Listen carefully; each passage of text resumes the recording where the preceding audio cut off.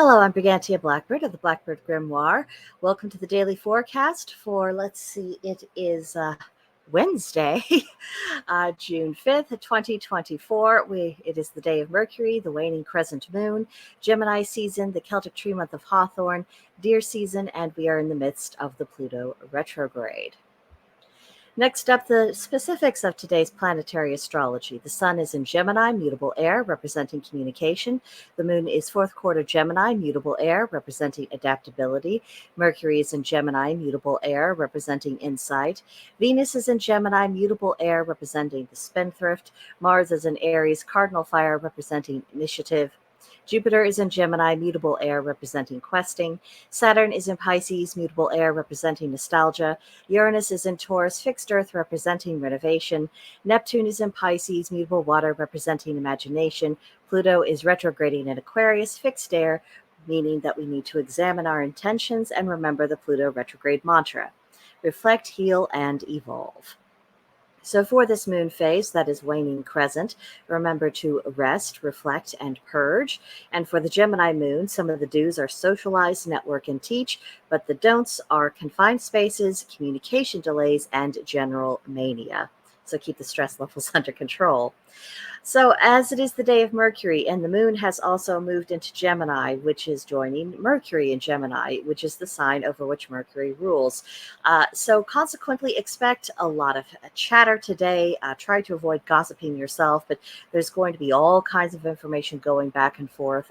Definitely keep your ears open. Pertinent information may find its way to you. So, again, keep those ears open. Our tarot card for today is the Queen of Spirals, who is called the Muse. She represents being nurturing, being inspiring, and, of course, being a muse of inspiration. Now, fire is the element for the suit of spirals, and that is a catalyst for inspiration. So the question to begin with is, are you actively seeking inspiration? Are you receptive to it when it does come your way? Are you paying attention to little things that might spark something within your mind that could lead you down a creative path or down a problem-solving path? So because this is a queen and a suit card, that could actually represent some sort of person who you may cross paths with today, perhaps representing yourself if you are a fire sign, or definitely a mature woman who, at the very least, strongly embodies the element of fire by her temperament, even if her sun sign isn't necessarily a fire sign. But this could also represent particular goddesses. Remember the goddess Bridget. She's strongly associated with the element of fire and with all things creative and inspiration. So just keep those feelers open. You never know when something might spark you. Today's Celtic triad reads 3 sustenances of humankind: hunting, plowing the land, and merchandise. So when you are hunting, you are out there, you are seeking the food that nature provides, generally in animal form. And it is a close corollary of the wild gathering. The early humans are thought to have been hunter-gatherers. Usually the men were going out hunting the meat, whereas the women were foraging for berries and various forms of vegetation. And of course, this obviously keeps the human species sustained, because if we don't eat, we cease to exist. So that is the first thing that helps us existing. And then plowing, intentional farming, knowing how to farm well enough to where you aren't just subsisting for you and your family, but to where you have enough to trade with other people, and then you start having the beginnings of an actual functional economy. And of course, that sustains humankind. Then with merchandise, so industry, commerce, anything that people are making and then presenting for trade. By extending the logic, this would also include services rendered and having an exchange of goods and services for that as well. And it really shows just how much work really does go into just sustaining human life. There is no such thing as a free ride. We're all having to work in some form or fashion.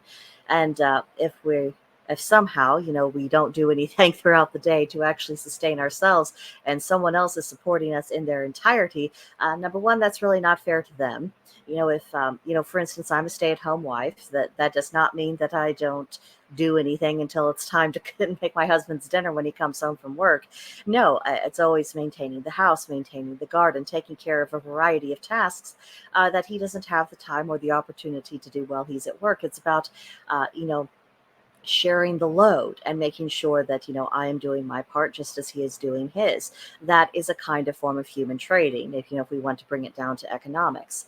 And but I mean, no matter what is going on, work has to be done if human beings are going to continue to exist. So it really is a question of how are we approaching work, and are we doing meaningful work. Now, today's magical intention is willpower. For that, we have the color topaz, the lily flower, the cougar, because cougars, mountain lions, pumas, whatever term we are calling them by, I never miss an opportunity to include some form of cat with our magical intentions. And the crystal is the yellow jasper. So, when it comes to willpower, are you making the choice to exercise your will? Now, you might think, oh, well, I'm quite stubborn and this and that, or, oh, yes, I'm always out doing things. But when it comes to actually exercising your will, I'm talking about something a little bit more deep rooted within your very being. Are you actually conducting your affairs in such a manner that it is constructing the life you want to live, and by extension, the world in which you want to live? That's a little bit more involved than simply, digging in your heels or just, going off randomly and staying busy. Now, both those things do require willpower of a sorts, but the true alignment of will has to do with something greater, fulfilling this higher spiritual purpose. And of course, through the example, also creating that much more spiritual world, or at least a world that is a lot more spiritually balanced and actually in line with what nature is communicating with us. That's something that is quite unique to paganism, because our measuring stick, it isn't so much, the lore that we've inherited or various academic opinions, as useful as those things can sometimes be. Our measuring stick is really nature. What is nature teaching us? Because if we have a spiritual idea and then we see a correlation in nature, that lets us know we're actually on the right track. And if we align our will with what we learn through that process, not only will we have more fulfilling and meaningful lives, but we're not going to be struggling so much with wondering what on earth we're supposed to be doing on earth. We're not going to be aimlessly meandering around. We're not going to be wandering so much as exploring, and then doing the things that we're meant to be doing.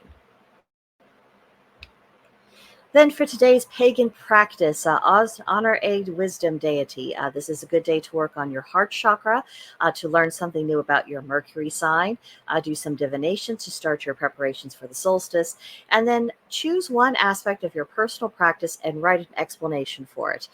As if someone had randomly asked you some question about something that you believe or that you do, and then you're trying to explain it in a way that is concise, that is clear, that gives them a very good idea of what you believe and how you express that through your actions. That can be a very good exercise, not only to clarify your own thinking, which is helpful just personally, but also it helps you think about how you might explain something to your children, because hopefully you are passing on what you know to them, whatever their ultimate spiritual choices are. I think it's healthy to give your children a strong foundation.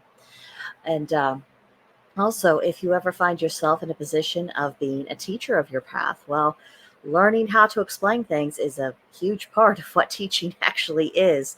So, every which way around, there's a lot of good you can glean from just trying this out. And then I leave you with this, well, not leave you quite yet, but there's this quote by Oscar Wilde that caught my attention, that experience is the hardest kind of teacher. It gives you the test first and the lesson afterward. And that got me to thinking about the great importance we have as pagans to learn how to become teachers, to learn how to explain things properly, so that some of the things that we had to learn through the school of hard knocks and through trial of error, perhaps someone else could be spared that process, or at the very least, they have an opportunity to benefit from our experience and learn from that, rather than having to go through the same rough stuff that we've had to. So it's just something that I thought I'd toss out there for people to contemplate. Now, lastly, today's journal prompt. In your opinion, what qualities enable someone to be a good communicator? People talk about how bad off we are for communication all the time, and how a lot of people, not exactly their strongest suit. And I'm not saying it's my strongest suit. The only thing I can say for me is that I am trying, and that's probably about as high a compliment as what I am likely to deserve. But when we think about what would make someone a good communicator, and good in the essence of being effective, to where the message is delivered, to where the person receiving it actually takes it in and doesn't just reject it outright, what does that actually consist of? I think that could be something interesting to explore in your journal today. So that is what I have for you for this daily forecast. Come back tomorrow for the next edition, and I will see you guys then. Bye.